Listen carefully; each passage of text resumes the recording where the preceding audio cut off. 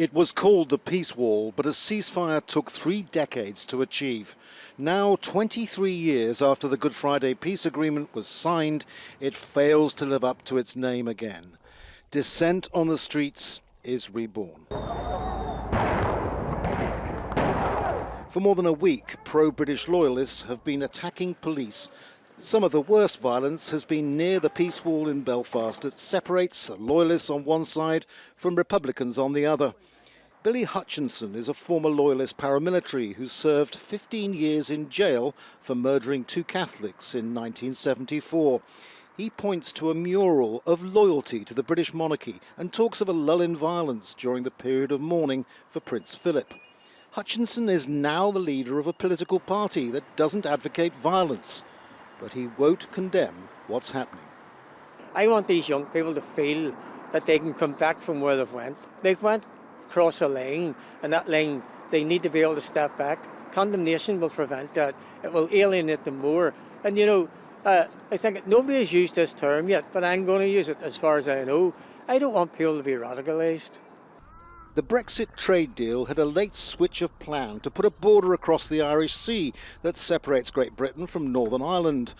There's a customs post on this side. Among the vexed issues has been chaos on imports coming in, which are all subject to European Union regulations.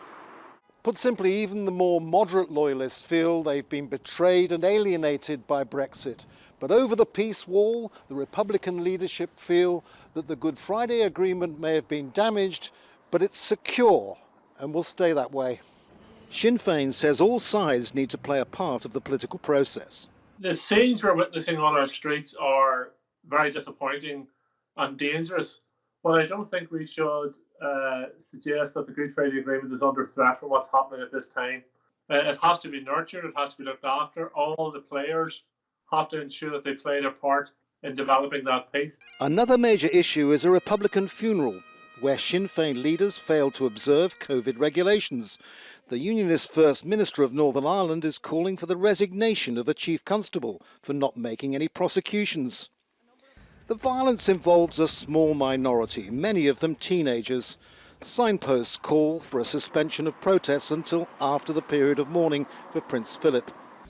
Even if those calls are heeded, scenes like this could return soon, and for now it seems there's no solution. Andrew Simmons, Al Jazeera, Belfast.